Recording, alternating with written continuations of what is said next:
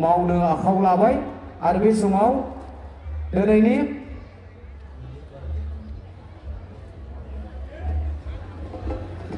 बे समाव जोङो सारखौ गिबियावनो गांसे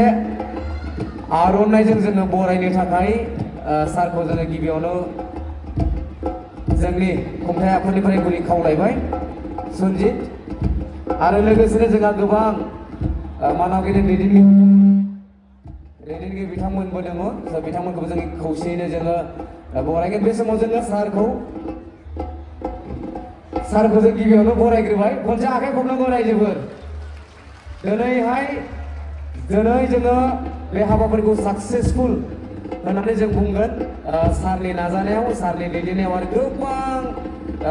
जोंनि दैदेनगिरि बिथांमोननि नाजानायाव बे गावनि गोलोमदैखौ बावसोमनायाव जों दिनै हाबाफारिखौ जों जोबनाय हाबाफारिसिम लांफैबाय बेनो जाबाय हारिमु बिलिफां बे मोनानि आयदा बेखौ जोङो बेखेवगोन बेजों लोगोसे जोङो आलासि सासे दंबो जोङो बिथांखौबो जों गांसे आर'नाइजों जोङो बरायनो थाखाय जोङो आवगायदों बिथाङानो जाबाय वेलसन हाजदा बिटिआरनि इएम सार बिथां खनसे आखाइ खबनांगौ रायजोफोर बिथांखौबो जों बरायनानै लाबाय बे समाव जोङो हाबाफारिखौ सारखौ मावफुंनो थाखाय जों गुरै खावलायबाय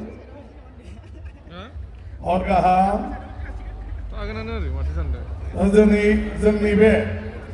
फैयै 64थि बर' थुनलाइ आफादनि बोसोरारि जथुम्मानि बे जोबथा बुब्लियाव हारिमु मोनाबिलि बेखेवनाय हाबाफारियाव नुजाथिनो हानाय जों बयनिबो सिबिजाथाव जोंनि बड'लेण्डनि मानाव गिदिर इएम जों दा दंफायो जोंहा विल्सन हाजदा मानाव गिदिर बिथां बेनि उनाव जोंहा एमसिएलए दं जोंहा भबेन चन्द्र बर' बिथां एमसिएलए आरो जोंजों दङ जोंहा जुदिअ जोंनि कालचार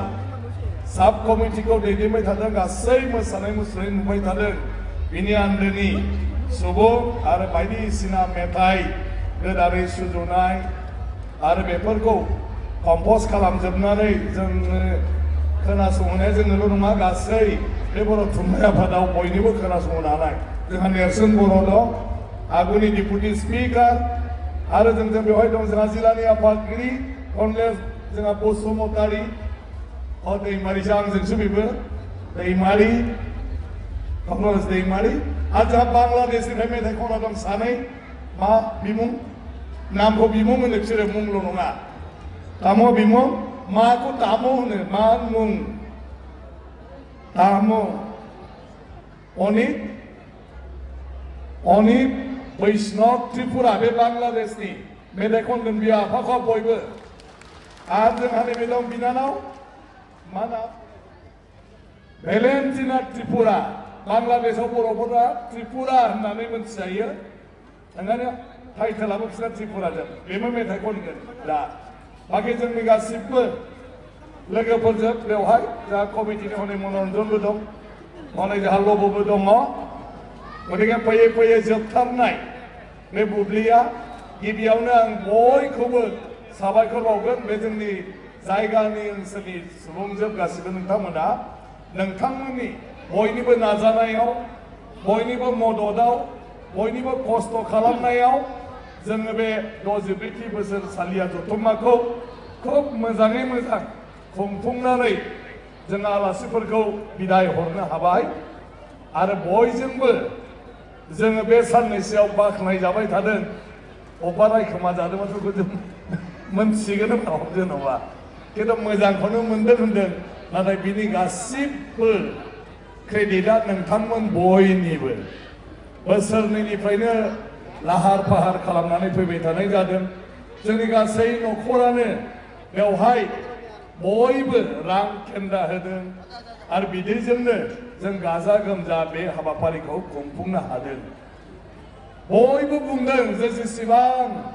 बर' थुनलाइ आफादनि जथुम जादों 64थिसिम बिनि मादाव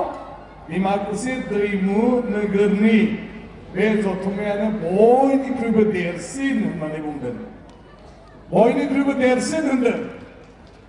मोजां मोनदोंना गाज्रि मोनदों मानसिफ्रालाय हा रंजानायनि बाथ्रा नङा होमबा बे गासिबो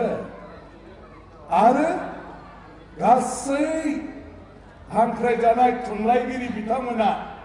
बेवहाय नुजाफैनानै बाहागो लाजोबदों बर'नि एकदमबारे बैसो जानाय गासिबो रिटायार्डनिफ्राय लानानै दानि लाइमोनफोरसिम जेसेबां थुनलाइगिरि दं गासिबो बे डिमाकुसिनि दैमु नोगोर जथुमाव फैजोबदों बेजों समान मालाबाबो थुनलाइगिरिया ज' जाफेराखैमोननो मालाबाबो जोंनि बर' माने इन्टेलेक्चुयेलफ्रा ज' जाफेराखैमोननो जोंना आईएएस अफिसार आईपीएस अफिसार रिटायार्ड जानाय जोंनि आगुनि गभर्नर रन्जित शेखर मोसाहारि बिथांमोनहाबो बेवहाय बयबो फैजोबदों गासिबो आरो जोङो जाय मानसिफ्रा बर' राव रायलायो खिन्थु बर' नङा आरो बर' बिजाब फरायो मिडियाम फरायदों आरो खायफाया